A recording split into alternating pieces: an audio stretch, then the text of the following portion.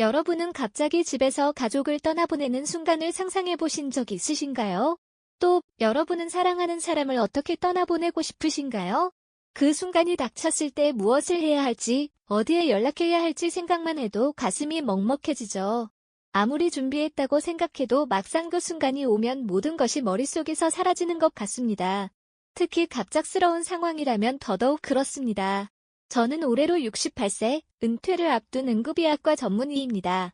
40년 가까이 수많은 마지막 순간을 지켜보았지만 그럼에도 지금도 매일 병원에 나가 환자들을 돌보고 있습니다. 그 나이에 아직도 응급실에 계세요? 주변에서는 그렇게 놀라워합니다. 하지만 제가 계속 일을 하는 이유는 단순히 의술을 펼치는 것이 아니라 그 어려운 순간에 필요한 실질적인 도움과 정보를 전달하기 위해서입니다. 하지만 제가 오늘 말씀드릴 이야기는 병원에서는 누구도 제대로 알려주지 않는 그러나 꼭 알아야 하는 이야기입니다. 의학 교과서에도 없고 의대에서도 가르쳐주지 않는 집에서 사망했을 때 진짜 절차에 대해 말씀드리려 합니다. 이것은 의학적 지식이 아니라 실질적인 삶의 지혜이자 언젠가는 모든 사람에게 필요한 정보입니다. 혹시 여러분도 그 순간 무엇부터 해야 할지 막막할까봐 두려우셨던 적 있으신가요? 어떤 서류가 필요한지, 누구에게 연락해야 하는지, 법적으로 문제가 없으려면 어떤 순서를 따라야 하는지, 이런 궁금증들이 마음 한구석에 자리 잡고 있지 않으신가요? 오늘은 그 두려움을 조금이나마 덜어드리고 싶습니다. 제 경험과 전문 지식을 바탕으로 여러분이 그 어려운 순간에 조금이라도 덜 당황하실 수 있도록 실질적인 조언을 드리겠습니다. 젊은 시절 저는 가족 중 한 분을 갑자기 집에서 떠나보낸 적이 있습니다. 그때 저는 의사였지만 막상 그 순간이 닥치자 119에 전화하는 것조차 두려웠습니다. 손이 떨려 전화기를 제대로 잡을 수조차 없었어요. 의학적 지식은 있었지만 정작 필요한 것은 그 다음에 해야 할 일에 대한 지식이었습니다. 병원에서는 생명을 살리는 방법은 배웠지만 죽음 이후에 필요한 절차는 아무도 가르쳐주지 않았기 때문입니다. 모든 의사가 그렇듯 저도 살리는 법만 배웠지 보내드리는 법은 배우지 못했습니다. 심폐소생술은 수백 번 연습했어도 사망 이후의 행정 절차는 단 한 번도 배우지 못했던 것이죠. 누가 무엇을 언제 어떻게 해야 하는지 혼란 속에서 길을 잃었던 그 경험은 아직도 잊을 수 없습니다. 홀로 남겨진 듯한 그 막막함, 서류 한 장의 중요성도 모른 채 우왕좌왕했던 그 시간들이 지금도 가슴 한편에 남아 있습니다. 사랑하는 사람을 보내는 순간에도 행정적인 절차에 허둥대며 제대로 된 작별 인사조차 하지 못했던 그 후회가 지금도 저를 아프게 합니다. 당시 저는 사망 확인서가 필요한지도 그것을 누구에게 받아야 하는지도 몰랐습니다. 장례식장에 어떻게 연락해야 하는지 어떤 순서로 진행해야 하는지도 알지 못했습니다. 의사였던 제가 이 정도였으니 의학 지식이 없는 일반 분들은 얼마나 더 혼란스러울까요? 혹시 여러분은 그런 순간이 닥친다면 어디서부터 손을 쓰시겠습니까? 생각만 해도 답답하고 두렵지 않으신가요? 아마도 대부분의 분들이 저와 같은 혼란을 겪으실 거라고 생각합니다. 하지만 미리 알고 준비한다면 그 어려운 순간에도 조금은 덜 당황하실 수 있을 거예요. 그날 이후 저는 다짐했습니다. 언젠가 이 진짜 이야기를 꼭 전해야겠다. 의사로서 그리고 한 번의 경험을 겪은 사람으로서 말입니다. 그 후로 응급실에서 환자를 돌보면서도 항상 마음 한편에는 이런 생각이 자리 잡고 있었습니다. 어떻게 하면 이런 정보를 더 많은 사람들에게 알릴 수 있을까? 가르쳐주지 않는다고 해도 우리는 알아야 했습니다. 사랑하는 사람을 존엄하게 보내드리기 위해, 남은 가족들이 후회하지 않기 위해. 그래서 수년간 저는 응급실에서 만난 가족들에게 조용히 이런 정보를 전달해왔습니다. 공식적인 교육에서는 다루지 않지만 실제로 가장 필요한 이 지식들을 말이죠. 응급실에서 환자를 떠나보낸 가족들이 이제 어떻게 해야 하나요? 라고 물을 때마다 저는 최대한 자세히 설명해 드렸습니다. 절차를 알려드리고 필요한 서류를 안내하고 다음 단계를 조언해 드렸죠. 그때마다 안도의 한숨을 내쉬는 가족들을 보며 이 정보가 얼마나 소중한지 다시 한번 깨달았습니다. 오늘 이 자리에서 그동안 병원에서도 강의에서도 쉽게 꺼내지 않았던 이야기를 처음으로 꺼내려 합니다. 의학적 지식보다 더 실용적이고 어쩌면 더 중요할 수 있는 이 정보를 여러분과 나누고 싶습니다. 이것은 단순한 지식 전달이 아닌 제 인생의 경험에서 우러나온 진심 어린 조언입니다. 이 이야기는 끝까지 들어야 전체의 흐름을 알 수 있습니다. 지금 이 순간 구독과 좋아요로 함께 해주시면 힘이 됩니다. 여러분의 작은 응원이 이런 소중한 정보가 더 많은 분들에게 전달되는데 큰 도움이 됩니다. 함께 준비해봅시다. 그 어려운 순간에 조금이라도 덜 당황하실 수 있도록 첫 번째, 돌아가셔도 반드시 119에 신고해야 합니다. 이것은 가장 기본적이면서도 많은 분들이 놓치는 중요한 부분입니다. 집에서 사망하셨다고 해서 바로 장례식장에 연락하면 안 됩니다. 법적으로도 절차상으로도 문제가 생길 수 있어요. 왜 119에 신고해야 할까요? 집에서의 사망은 병원의 사망으로 분류되어 법적으로 확인 절차가 필요합니다. 119 구급대가 출동해 법적 사망 확인을 해야 하는 것이죠. 이 단계를 건너뛰면 나중에 사망진단서 발급이 어려워지고 심지어 법적 문제로 이어질 수도 있습니다. 제가 응급실에서 만났던 김용호 씨의 경우 어머니가 집에서 돌아가셨을 때 바로 장례식장에 연락했다가 큰 문제가 생겼습니다. 사망진단서를 받지 못해 장례를 치르지 못하고 결국 경찰 조사까지 받게 되었죠. 그저 절차를 몰랐을 뿐인데 큰 고통을 겪으셨습니다. 또 얼마 전에는 최정현 씨의 사례도 있었습니다. 최 씨는 만 92세 아버지가 잠든 상태에서 돌아가셨을 때 노안으로 인한 명백한 자연사라고 생각해 곧바로 장례식장을 불렀습니다. 하지만 장례식장에서는 사망진단서가 없다며 모시기를 거부했고 그 후 절차가 꼬이면서 3일이나 장례를 치르지 못하는 상황이 벌어졌죠. 나중에 알고 보니 119를 통한 공식 사망 확인이 필수적이었던 것입니다. 119에 신고할 때는 최대한 침착하게 주소와 상황을 전달하세요. 집에서 가족이 의식이 없고 호흡이 없는 것 같습니다 라고 명확하게 말씀하시면 됩니다. 구급대원들이 도착하면 평소 앓고 있던 질환이나 복용 중이던 약에 대해 알려주세요. 이런 정보가 사망 확인과 이후 절차에 도움이 됩니다. 신고 후에는 구급대원들이 기본적인 사망 확인 절차를 진행합니다. 이때 당황하지 마시고 협조해주세요. 심폐소생술을 시도할 수도 있고 심전도 검사 등을 통해 사망을 확인하기도 합니다. 질병력이 있는 경우 주치의 연락처나 진료받던 병원 정보를 미리 준비해두면 좋습니다. 구급대원들은 이런 정보를 바탕으로 사망 확인 후 필요한 조치를 안내해드립니다. 주의하셔야 할 점은 신고 없이 장례를 진행하면 불법으로 간주될 수 있다는 것입니다. 아무리 고령이시거나 오랜 투병 끝에 돌아가셨더라도 반드시 공식적인 사망 확인 절차를 거쳐야 합니다. 이것은 고인을 위한 최소한의 법적 예우이자 남은 가족들을 위한 보호 장치이기도 합니다. 특히 만성질환이 아닌 갑작스러운 사망의 경우 정확한 사인 파악을 위해 더욱 중요한 과정입니다. 여러분은 누군가 돌아가셨을 때 가장 먼저 해야 할 일이 무엇이라고 생각하시나요? 지금이라도 가족들과 함께 이런 상황에 대해 대화해보는 건 어떨까요? 미리 알고 준비하는 것만으로도 그 순간의 혼란을 크게 줄일 수 있습니다. 두 번째, 사망진단서는 꼭 의사에게서 발급받아야 합니다.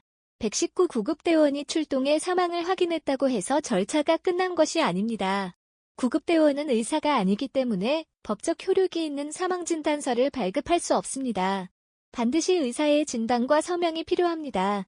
사망진단서는 크게 두 종류가 있습니다. 일반 사망진단서와 시체검안서입니다. 일반 사망진단서는 환자를 진료하던 의사가 작성하는 것이고 시체검안서는 사망 후 의사가 검안을 통해 작성하는 것입니다. 집에서 돌아가신 경우 평소 진료를 받던 의사에게 연락하면 일반 사망진단서 발급이 가능할 수 있지만 그렇지 않은 경우 119 신고 후 방문하는 의사나 병원 응급실로 이송된 후 시체검안서를 받게 됩니다. 이 사망진단서는 이후 모든 절차의 기본이 되는 핵심 서류입니다. 장례식장 이동, 사망신고, 보험금 청구, 재산 상속 등 모든 과정에서 이 서류가 요구됩니다. 그만큼 중요한 서류이니 발급 과정에서 실수가 없도록 주의해야 합니다. 진단서에는 사망 원인, 사망 일시, 사망 장소 등이 정확히 기재되어야 합니다. 제 동료 의사의 환자였던 박명자 씨는 남편이 집에서 갑자기 돌아가셨을 때 평소 다니던 병원 기록이 없어서 사망진단서 발급에 큰 어려움을 겪었습니다. 결국 경찰 조사를 받고 부검까지 이어졌죠. 만약 평소 주치의가 있었고 정기적으로 진료를 받았다면 이런 상황은 피할 수 있었을 겁니다. 또한 이종학 씨의 경우는 어머니가 돌아가신 후 동네 한의원에서 치료받았다는 이유로 그곳에 사망진단서를 요청했다가 거절당했습니다. 한의사는 특정 상황에서만 사망진단서를 발급할 수 있기 때문이죠. 결국 큰 병원 응급실로 가서 검안 후 시체 검안서를 발급받는 과정에서 하루를 더 소비하게 되었습니다. 실천 팁으로는 가족 중 만성질환이 있으신 분들은 반드시 주치의와 연락 가능한 상태를 유지하세요.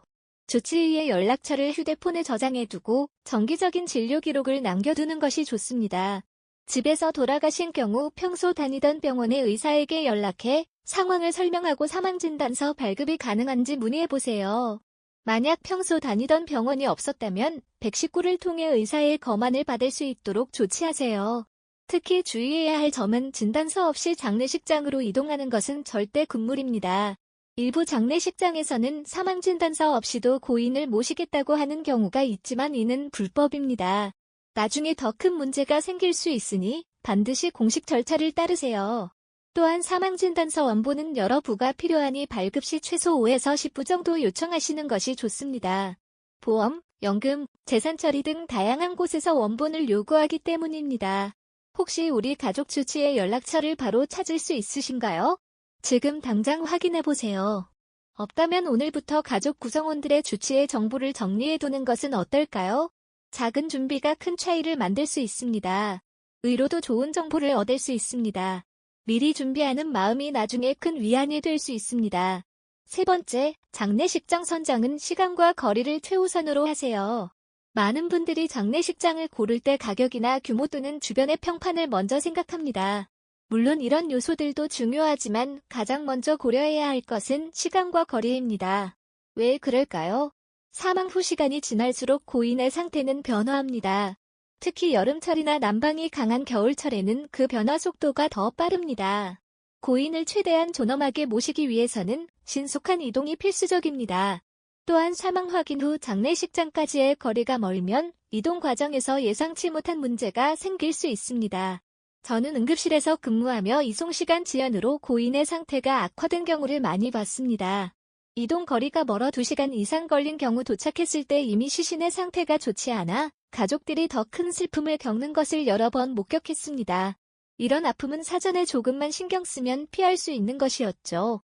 한 예로 지난해 여름 제가 만났던 서진우 씨는 어머니가 돌아가신 후 고향 마을의 장례식장으로 모시기 위해 3시간 넘게 이동했습니다. 하지만 도착했을 때 이미 시신의 상태가 많이 변화해 가족들이 큰 충격을 받았습니다. 특히 여름철이라 상태의 변화가 더 빨랐던 것이죠. 후회와 슬픔이 배가 되었다고 합니다. 또한 장례식장을 선택할 때는 시설의 냉장 보관 능력도 중요한 요소입니다. 모든 장례식장이 동일한 수준의 시설을 갖추고 있는 것은 아닙니다. 특히 소규모 장례식장은 냉장 시설이 부족하거나 노후된 경우가 있어 고인을 모시는 데 있어 어려움이 생길 수 있습니다.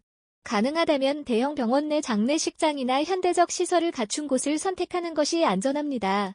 실천 팁으로는 가족이 거주하는 곳에서 가까운 장례식장 2곳 정도를 미리 알아두는 것이 좋습니다.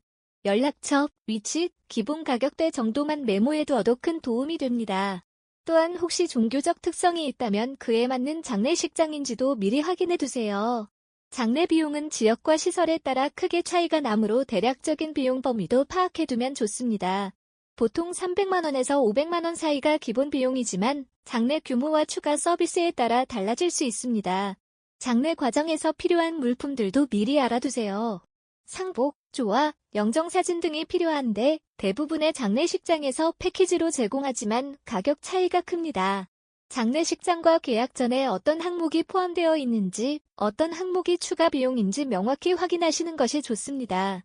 특히 주의해야 할 점은 빈소 예약과 화장 예약은 동시에 진행해야 한다는 것입니다. 특히 도시 지역에서는 화장장 예약이 어려운 경우가 많습니다. 장례식장만 예약하고 화장장을 못 잡으면 장례 일정 전체가 미뤄질 수 있으니 반드시 함께 확인하세요. 요즘은 대부분의 장례식장에서 화장장 예약 대행 서비스를 제공하므로 이를 활용하는 것도 좋은 방법입니다. 지금 떠올리는 장례식장이 없다면 오늘 하나 찾아보시는 건 어떠신가요? 인터넷으로 간단히 검색해보거나 주변 지인들에게 물어보는 것만으로도 좋은 정보를 얻을 수 있습니다. 미리 준비하는 마음이 나중에 큰 위안이 될 수 있습니다. 4. 사망신고와 재산 정리를 가능한 빨리 시작해야 합니다. 사랑하는 사람을 떠나보낸 슬픔 속에서 행정 절차를 생각하기는 어렵습니다. 하지만 안타깝게도 행정 절차는 우리의 슬픔을 기다려주지 않습니다. 오히려 늦어질수록 더 많은 문제가 생길 수 있습니다. 사망신고는 사망일로부터 1개월 이내에 해야 하지만 가능한 빨리 하는 것이 좋습니다.